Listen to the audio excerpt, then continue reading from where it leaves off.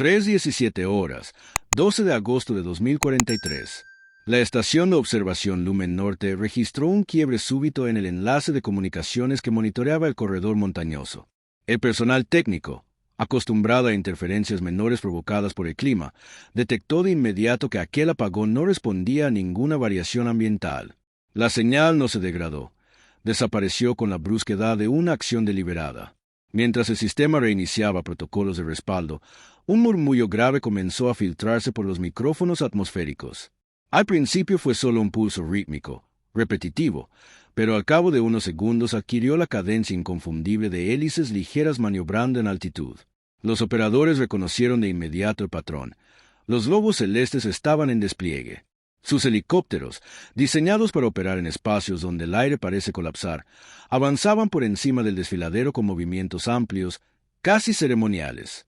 No había señales de ataque, pero sí de presencia calculada. En el valle, la acústica natural del terreno amplificaba cada giro hasta convertirlo en una advertencia envolvente. «Mantengan distancia», parecía decir el eco, mientras las aeronaves trazaban un límite invisible sobre el corredor. 8 minutos después, la estación logró recuperar un fragmento de telemetría térmica. Lo que emergió de la pantalla central eliminó cualquier posibilidad de interpretar lo sucedido como un accidente técnico. Un convoy del Frente Obsidiano ascendía por la antigua ruta minera. Vehículos compactos, blindaje ligero, movimiento escalonado. No transportaban herramientas ni suministros. El patrón calórico correspondía a nodos electrónicos activos, módulos capaces de emitir pulsos de interferencia móvil. El apagón inicial había sido una maniobra de apertura, no un colateral. A esa hora, la luna todavía iluminaba los cortes verticales de la roca, y el desfiladero extendía su sombra como un corredor estratégico hacia la represa que alimentaba 3 comarcas. En la doctrina regional, cualquier incursión no registrada por esa ruta equivalía a una alteración directa del equilibrio energético. Por eso, la presencia del Frente Obsidiano no encajaba en un simple desplazamiento táctico. Buscaban algo más preciso, quizá instalar una ventana de distorsión informativa que les permitiera avanzar sin ser detectados. Los lobos celestes, conscientes del riesgo operativo que implicaba cualquier contacto directo en un espacio tan reducido, mantuvieron una formación que los analistas describieron más tarde como cercanía inhibidora. Demasiado altos para ser considerados un bloqueo físico, demasiado presentes para permitir un avance despreocupado. Desde arriba, las aeronaves rozaban casi las paredes del cañón, generando turbulencias que obligaban al convoy a reducir velocidad, a reordenar su alineación y a exponer sus módulos al análisis remoto de la estación. Cada giro era registrado, decodificado y comparado con patrones previos. El Frente Obsidiano, por su parte, mantuvo una disciplina rígida. Ningún vehículo rompió formación, ninguna antena cambió de ángulo más allá de los ajustes necesarios para mantener enlace interno. La ausencia de señales agresivas no era un gesto conciliador, era una forma silenciosa de demostrar que la operación continuaba bajo sus propios términos. Entre ambos bandos se formó un equilibrio extraño, casi ritual, unos conteniendo desde el aire, los otros avanzando con lentitud obstinada, como si cada metro conquistado en aquel corredor estrecho fuese una declaración de resistencia territorial. Durante 15 minutos, el desfiladero quedó atrapado en una tensión que no necesitó disparos para ser letal. En ese espacio comprimido, cualquier maniobra que pudiera interpretarse como intento de encierro bastaría para desatar un choque inmediato. Por eso, cada ajuste de hélice, cada oscilación térmica, cada línea de sombra proyectada por la roca tenía el peso de una decisión. La estación, convertida en testigo forzoso, registraba compulsivamente cada microvariación, consciente de que un solo error de lectura podía distorsionar la interpretación general de los hechos. Con la primera luz del amanecer, los módulos del Frente Obsidiano emitieron un pulso tenue que alteró brevemente la lectura de altitud de los helicópteros. No fue un intento de derribo, ni un bloqueo total, sino un recordatorio táctico. Ellos también estaban midiendo la respuesta. Los lobos celestes compensaron el pulso sin modificar su formación, una señal interpretada luego como determinación de mantener la contención sin caer en provocaciones. Cuando el sol se alzó por encima de las aristas del valle, ambas fuerzas quedaron suspendidas en un equilibrio táctico que no resolvía nada pero lo condicionaba todo. Nadie retrocedió, nadie avanzó de manera definitiva. Solo quedó la certeza de que el desfiladero había dejado de ser un simple paso geográfico para convertirse en un punto de fricción latente. Y en los puntos de fricción, la historia nunca se detiene. Solo espera la chispa adecuada. 4-2 horas. El desfiladero seguía respirando una tensión que ya no dependía del movimiento, sino de la espera. La estación Lumen Norte, ahora en protocolo de observación ampliada, operaba con una quietud artificial que contrastaba con la vibración subterránea que comenzaba a recorrer el valle. Los sensores sísmicos, originalmente instalados para monitorear desprendimientos, detectaron patrones rítmicos que no coincidían con el tránsito de convoy obsidiano ni con las turbulencias generadas por los helicópteros. Algo más, algo profundo, comenzaba a activarse bajo las placas rocosas que formaban la columna vertebral del corredor. Los analistas tardaron apenas 3 minutos en identificar el fenómeno. Microvibraciones repetitivas asociadas a equipos de perforación silenciosa, tecnología que el Frente Obsidiano había utilizado solo en operaciones de apertura clandestina. El hallazgo alteró de inmediato la lectura general. El convoy visible, con sus módulos electrónicos en exposición controlada, era solo la superficie de una acción más amplia. En algún punto del desfiladero, probablemente en una caverna secundaria o en un túnel de extracción abandonado, unidades auxiliares trabajaban para abrir una brecha lateral. La pregunta no era ya si buscaban tomar la represa, sino si intentaban construir una vía paralela para infiltración o instalación de un nido de señal encubierto. Desde el aire, los lobos celestes ajustaron la altitud de vuelo para ampliar cobertura visual sin perder el efecto inhibidor. La maniobra, aparentemente simple, tenía un propósito calculado: elevar los sensores ópticos de barrido para identificar nuevas estructuras térmicas entre las fracturas del terreno. Durante varios segundos, las imágenes proyectadas mostraron solo sombras densas y grietas en actividad. Sin embargo, a las 4:11 apareció un trazo lineal casi imperceptible, un hilo de calor que se deslizaba por la pared norte del cañón. No era natural, no provenía del convoy, era un canal recién activado. El descubrimiento reconfiguró la situación. Si los obsidianos estaban abriendo un acceso alterno, significaba que no pretendían solo interferir la comunicación o controlar la ruta principal. Buscaban un punto de instalación fijo, algo que pudiera resistir inspecciones y permitir operaciones sostenidas. La estación, consciente de que el margen para interpretar erróneamente se estrechaba, activó un protocolo de proyección táctica. El mapa del desfiladero se llenó de círculos, capas de altitud, posibles rutas internas y cálculos sobre volumen de roca desplazada. A cada minuto que pasaba, la simulación mostraba un panorama más delicado. Si el frente completaba la perforación, podrían estabilizar un corredor lateral imposible de monitorear desde el aire. Para los lobos celestes, esto creaba un dilema. Aumentar presión descendiendo a cotas más bajas podría desencadenar una reacción defensiva del convoy. Mantener altitud significaba regalarles tiempo. Decidieron entonces una maniobra de transición. 2 helicópteros trazaron una ruta diagonal hacia el extremo sur del desfiladero, como si intentaran cerrar una posible salida, mientras el resto mantuvo la posición central. Este movimiento, estratégico en apariencia pero prudente en ejecución, obligó al convoy a detenerse durante varios segundos. Las unidades obsidianas, al ver la formación modificada, interpretaron el gesto como señal de observación más estricta. Y en ese tipo de tensiones, las pausas valen tanto como un movimiento directo. La estación registró una reacción inesperada en la línea de perforación. Las microvibraciones cambiaron de ritmo, acelerando, como si quienes trabajaban en el interior hubieran recibido la orden de forzar la apertura sin considerar discreción ni eficiencia. Esta aceleración confirmó algo que los analistas habían sospechado. El objetivo del frente no era instalar un corredor clandestino prolongado, sino lograr una apertura rápida y temporal para introducir un dispositivo. La naturaleza del dispositivo era imposible de conocer desde la estación, pero los patrones térmicos sugerían un módulo de anclaje profundo diseñado para adherirse a roca viva. Ese tipo de tecnología podía funcionar como repetidor, inhibidor o incluso marcador de territorio para futuras operaciones. Para los lobos celestes, el descubrimiento equivalía a una advertencia inmediata. No podían intervenir de manera directa, pero tampoco podían permitir que un anclaje obsidiano quedara enterrado en el desfiladero. Decidieron entonces una maniobra evasiva pero calculada, un sobrevuelo a baja altura por la zona donde se había detectado el trazo térmico. El helicóptero más ligero descendió lo suficiente para que las turbulencias removieran las capas externas de polvo, obligando a cualquier operador oculto a detener maquinaria para evitar un colapso interno. Esta acción, aunque sutil, tuvo impacto inmediato. La vibración sísmica se detuvo de golpe. En el convoy, Los obsidianos reaccionaron con un reordenamiento táctico. 3 vehículos adelantaron su posición, formando un triángulo protectivo frente a los módulos electrónicos. No buscaban confrontar, buscaban proteger lo que fuera que habían estado preparando dentro de la roca. Desde la estación, el gesto fue interpretado como señal clara de que el dispositivo ya estaba instalado o muy cerca de estarlo. El amanecer avanzaba, iluminando las texturas del valle con un brillo que comenzaba a exponer todas las líneas de tensión. El desfiladero, que hasta hacía una hora era un corredor estrecho bajo control aéreo, se transformaba lentamente en un tablero tridimensional, donde cada bando maniobraba sin romper el delicado equilibrio.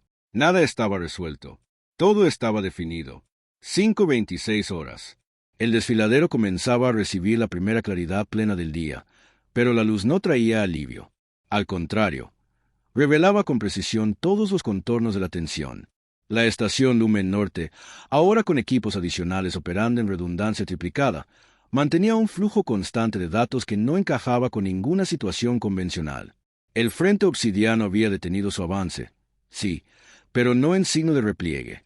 Más bien, se había anclado en la ruta como si aquella franja de roca fuera una extensión natural de su estrategia. Los vehículos formaban un patrón geométrico que sugería protección concentrada, un núcleo central flanqueado por unidades menores que cuidaban ángulos de acceso. Ningún movimiento brusco, ninguna señal de hostilidad, solo una calma artificial que escondía una determinación calculada. Los lobos celestes, por su parte, reorganizaron sus trayectorias con una disciplina que parecía coreografiada. Los 3 helicópteros ligeros permanecían sobre el eje principal del corredor, mientras los otros 2 se replegaban a posiciones laterales para ampliar el cono de observación.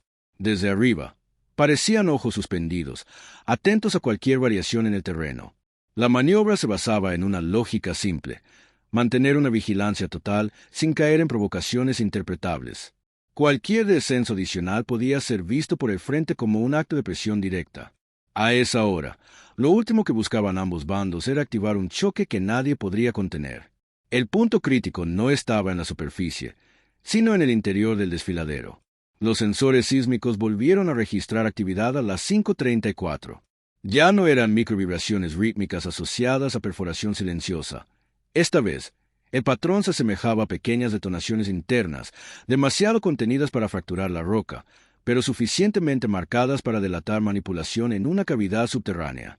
La estación interpretó aquello como la fase final de instalación del dispositivo obsidiano.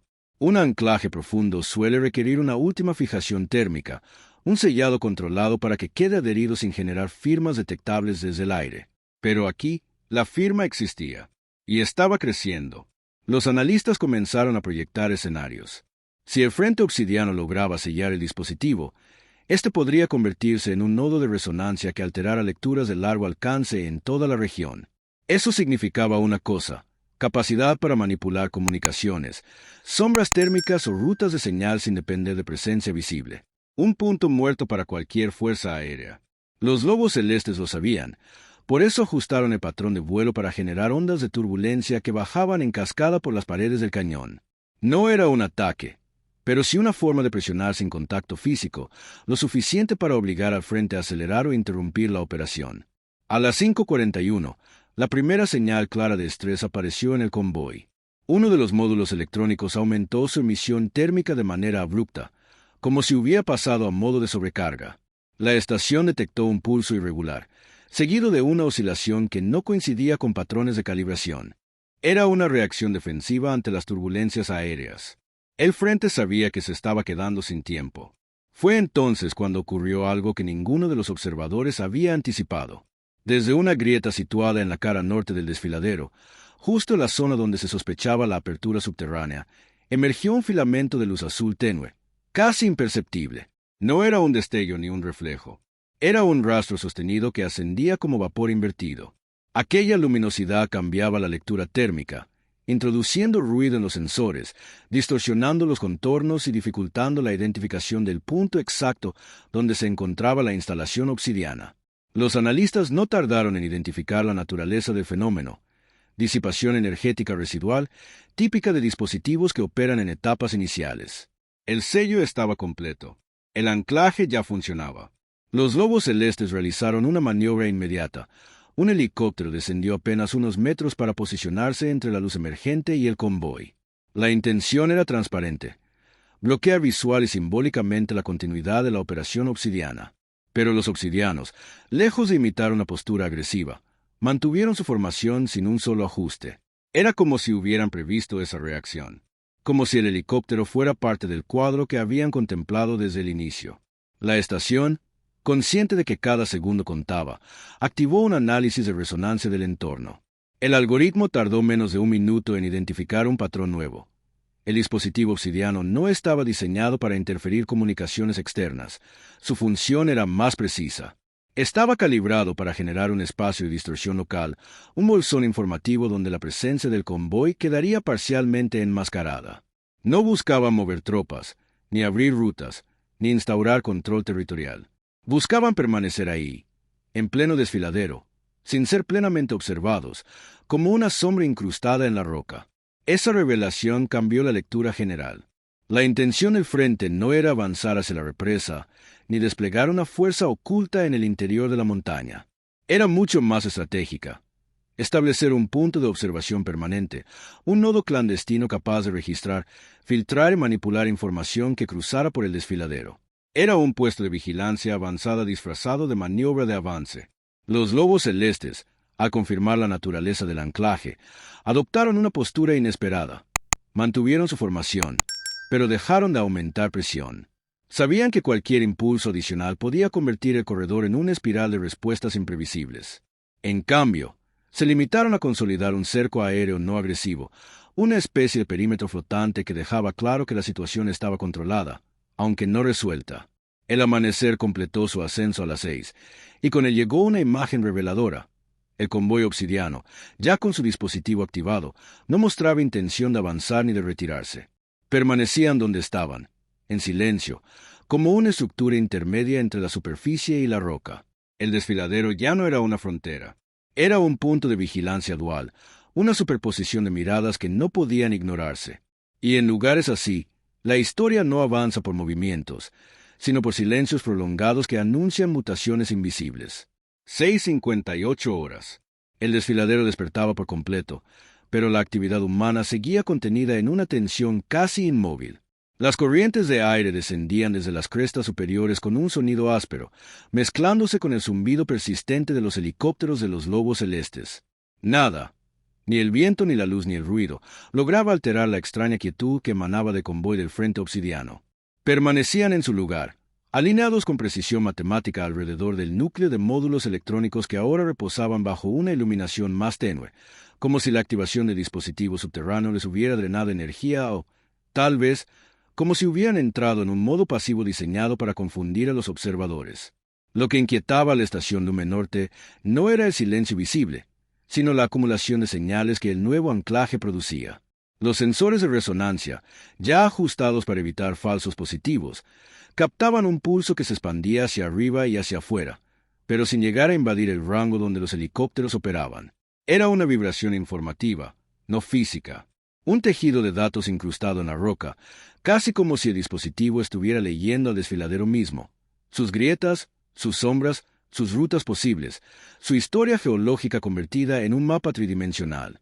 Aquello llevó a los analistas a una conclusión inquietante. El anclaje no solo generaba distorsión, sino que estaba recopilando información en tiempo real. A las 7:09 horas, la primera anomalía clara se hizo visible en los monitores: un leve desplazamiento térmico en el muro norte, a escasos metros del filamento azul que había marcado la activación. Parecía un punto caliente, pero no provenía de maquinaria ni de movimiento humano. Era una firma energética que fluctuaba con patrones irregulares, como si el dispositivo estuviera modulando temperatura para adaptarse al entorno. Los expertos comenzaron a especular con la posibilidad de un segundo módulo escondido más profundo, uno que serviría de complemento para la estructura principal. Si el frente obsidiano había logrado instalar una configuración dual, entonces su nivel de coordinación superaba cualquier expectativa. Mientras tanto, en el aire, los lobos celestes adoptaron un patrón de vuelo más amplio. 2 helicópteros ascendieron para obtener una perspectiva panorámica del corredor, mientras los restantes mantuvieron la vigilancia cercana sobre el convoy. Desde esa mayor altitud, la geometría del valle adquirió otra narrativa. Líneas de sombra que antes parecían meros cortes naturales ahora mostraban continuidad con las lecturas térmicas detectadas. Era como si el anclaje subterráneo estuviera activando antiguas vetas minerales, transformando la estructura del desfiladero en un reflejo distorsionado. La comandancia aérea, consciente de que cualquier movimiento brusco podía desencadenar una respuesta defensiva automática del frente, ordenó una maniobra de observación inversa. Mantener distancia, reducir velocidad y priorizar análisis sobre presencia. La intención era simple pero estratégica: privar al anclaje obsidiano de nuevos estímulos que pudieran acelerar su adaptación. Un dispositivo que aprende del entorno es tan peligroso como una fuerza armada. No necesita moverse para expandir su influencia. A las 7:23, la estación detectó un cambio sutil en la firma térmica de convoy. El vehículo frontal, hasta entonces estático, elevó su temperatura interna por encima de los niveles normales para una unidad en reposo. El frente no estaba preparado para avanzar ni para retirarse, pero sí para reorganizarse internamente. Algo se estaba recalibrando dentro del núcleo central.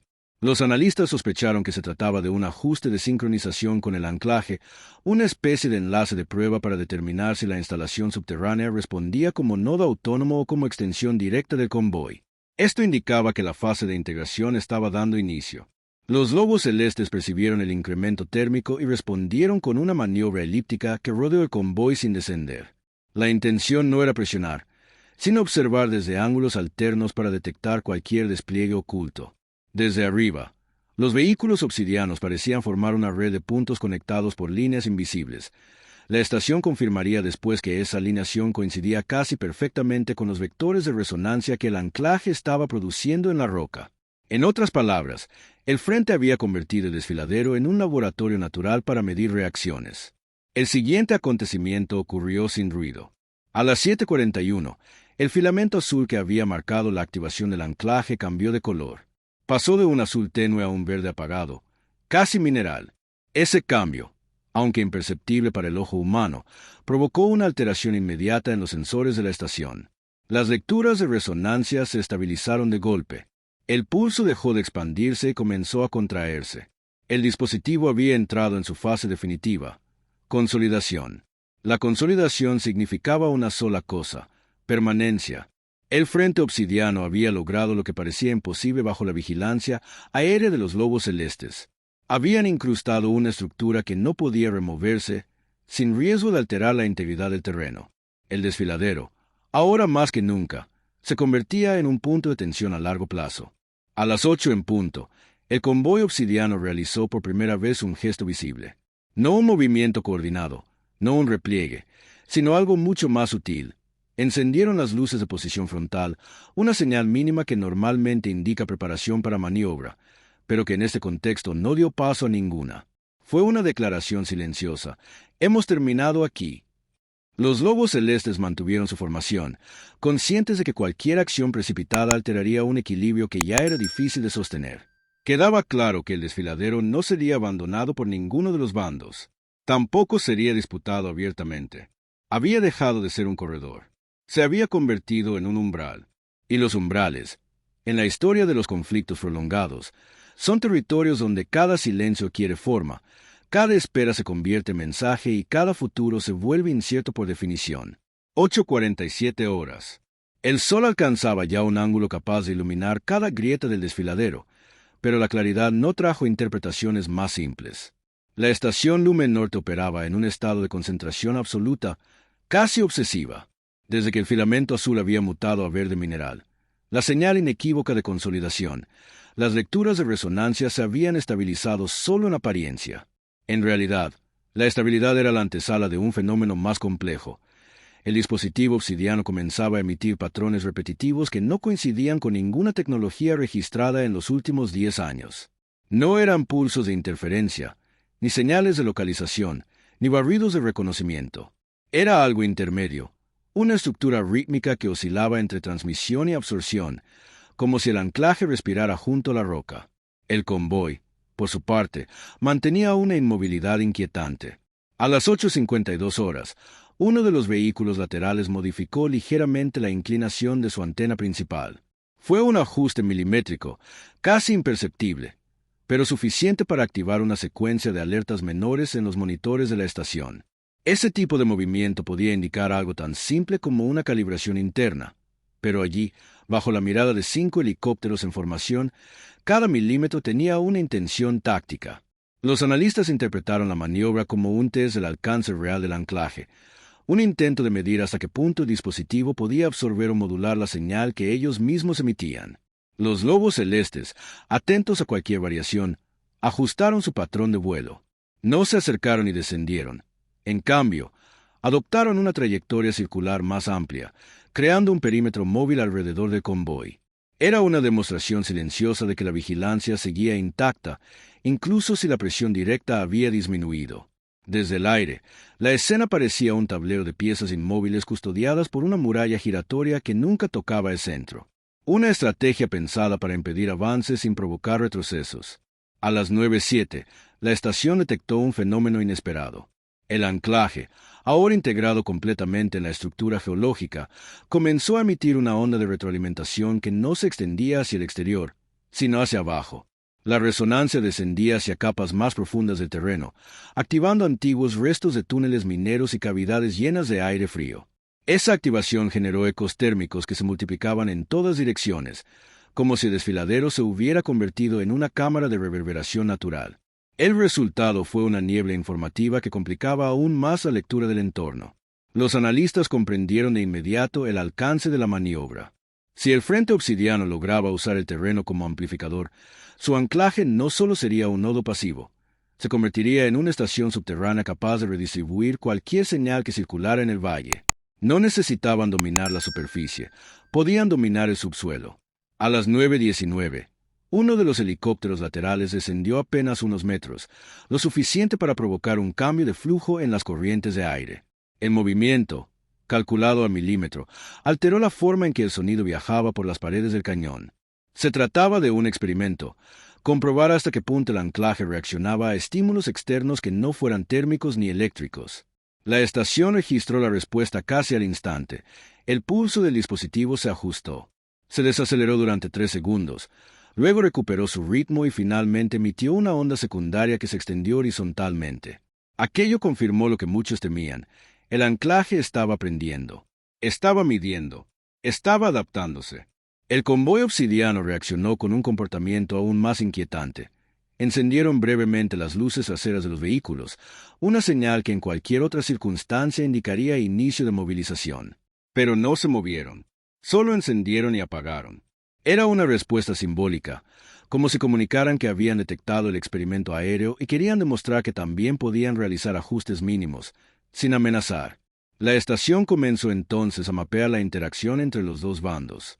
Los helicópteros enviaban estímulos no agresivos. El anclaje respondía midiendo. El convoy replicaba con señales de superficie. Todo sin un solo enfrentamiento directo.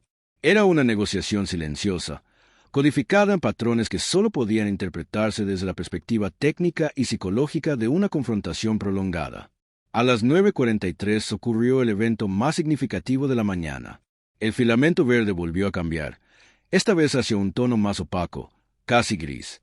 La mutación provocó un descenso brusco en la intensidad del pulso. La estación interpretó esto como el inicio de una fase nueva, ocultamiento. El anclaje comenzaba a reducir su firma para mimetizarse con la roca. Era una estrategia clara para evitar que su presencia pudiera rastrearse desde sensores de largo alcance. El Frente Obsidiano estaba preparando su permanencia a largo plazo. Los lobos celestes no intervinieron. No podían. Cualquier acción directa contra el dispositivo pondría en riesgo la estabilidad del desfiladero. En cambio, decidieron reforzar la vigilancia aérea con un patrón de vuelo triangular que cubría todos los ángulos posibles. Desde esa nueva formación, los helicópteros se convirtieron en un techo móvil que impedía cualquier expansión superficial de los obsidianos. A las 10 exactas, el convoy realizó un movimiento por primera vez desde la madrugada. Avanzó medio metro. Solo medio metro. Un gesto tan pequeño que habría pasado desapercibido si no fuera por los sensores de precisión.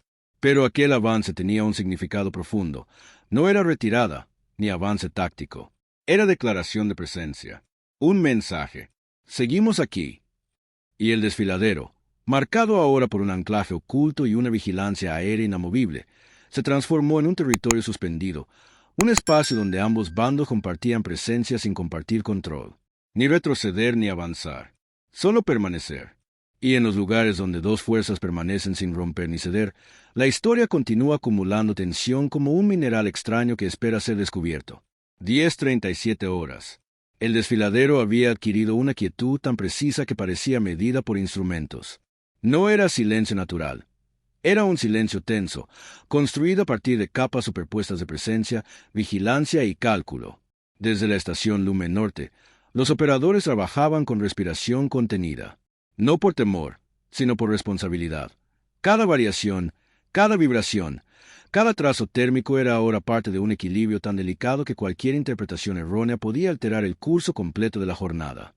Lo más llamativo de la mañana no era el convoy obsidiano ni la formación de los helicópteros de los lobos celestes. Era el desfiladero mismo.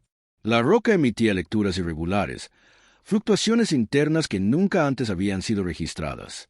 Los sensores sísmicos detectaban micropulsos que avanzaban como ondas lentas, dispersas, configurando un patrón que, de no ser por su origen artificial, habría parecido propio de un sistema subterráneo antiguo. El anclaje obsidiano no solo estaba consolidado, estaba interactuando con el terreno como si hubiera encontrado en él una estructura compatible. A las 10:49, uno de los analistas detectó un fenómeno inesperado. Un eco profundo, suave, casi orgánico, que surgió desde el interior del valle. No era un movimiento de placas, ni un derrumbe, ni un residuo térmico. Era una resonancia prolongada que se repetía cada 15 segundos con exactitud milimétrica.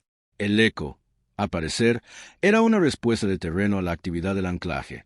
Un diálogo silencioso entre tecnología y geología. La idea inquietó a todos en la sala de monitoreo. Si el dispositivo estaba en sintonía con la roca, su posición podría volverse imposible de desactivar sin alterar la estabilidad del corredor. Mientras tanto, los lobos celestes ajustaban su formación nuevamente. A las 11:02, los helicópteros cambiaron su patrón triangular por un rombo dinámico que giraba alrededor del convoy en intervalos de 30 segundos. La maniobra, diseñada para cubrir ángulos muertos y monitorear variaciones térmicas laterales, también funcionaba como mensaje táctico. Estamos aquí, vigilando desde todos los flancos.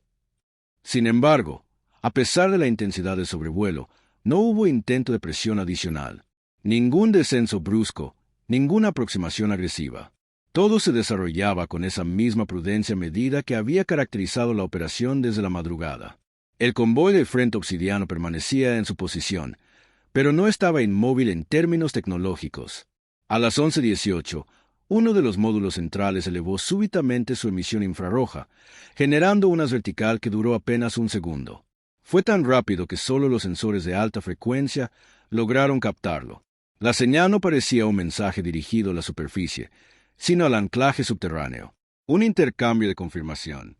Los analistas concluyeron que el convoy verificaba el estado final del dispositivo, asegurándose de que su fase de ocultamiento progresaba sin interrupciones. Minutos después, la estación registró otro cambio significativo. La firma térmica del anclaje comenzó a expandirse horizontalmente, pero no hacia las paredes del desfiladero, sino hacia túneles profundos, antiguos restos de explotación minera. La energía se distribuía por canales naturales, ramificándose como raíces invisibles. Aquella expansión no tenía la fuerza para desplazar rocas ni producir derrumbes, pero sí para generar un mapa subterráneo de resonancia que convertiría el valle en una red sensorial. Desde el punto de vista táctico, eso significaba una sola cosa.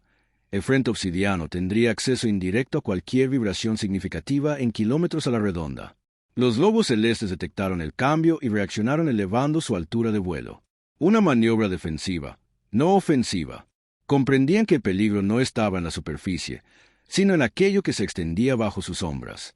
Mantener distancia vertical impedía que la resonancia del anclaje se distorsionara con el peso acústico de las hélices. A las 11:41 ocurrió el evento más desconcertante del día. Una onda tenue, casi imperceptible, atravesó el valle de norte a sur. No era visible, pero los sensores la registraron como un estallido silencioso, una liberación de energía que no generó calor ni vibración, solo un cambio atmosférico. El aire se volvió más denso por unos instantes, como si el desfiladero hubiera inhalado profundamente. Los analistas tardaron 3 minutos en entender lo sucedido. El anclaje había completado su fase de vinculación con la roca. Ya no era un dispositivo incrustado. Era parte del terreno. Y eso cambiaba todo. El convoy obsidiano reaccionó con un gesto inesperado. Todos los vehículos encendieron sus luces de posición al mismo tiempo. No se movieron, no alteraron su formación, no enviaron señales dirigidas. Solo encendieron las luces y las mantuvieron así durante 36 segundos exactos. Luego, se apagaron. Un mensaje inequívoco. Habían logrado su objetivo. Pero lo más sorprendente vino después. A las 12:05, los helicópteros de los Lobos Celestes modificaron su trayectoria por primera vez en horas. Rompieron el rombo dinámico y adoptaron una formación diagonal que señalaba transición. No abandono, no repliegue, pero sí una postura de reconocimiento de la nueva realidad táctica. Entendían que seguir presionando no tendría efecto. El anclaje no podía desinstalarse por medios convencionales. La estación Lumen Norte, observando todo desde su cima de roca, comprendió entonces que la confrontación visible había terminado, pero la verdadera disputa apenas comenzaba. El frente obsidiano no se había adentrado en el desfiladero para avanzar ni para conquistar, sino para permanecer. Los Lobos Celestes no estaban allí para atacar, sino para impedir que la permanencia se convirtiera en expansión. Dos fuerzas en equilibrio, ancladas no solo en estrategias y tecnología, sino en la topografía misma. A las 12:17, un mensaje interno recorrió la sala de control. Situación estable, sin variaciones hostiles. Permanencia confirmada. Pero nadie relajó los hombros. No era un cierre, era un comienzo inmóvil. Porque hay lugares donde la historia no avanza con explosiones ni retiradas, sino con anclajes invisibles, vigilancias inmóviles y decisiones que se sostienen en el aire durante horas, días o años. Lugares donde conflicto no necesita gritar para existir. Y el desfiladero Lumen, desde aquel mediodía, dejó de ser un simple corredor táctico para convertirse en uno de esos lugares, un punto fijo donde dos fuerzas decidieron permanecer, midiendo cada sombra, cada eco, cada respiración del terreno.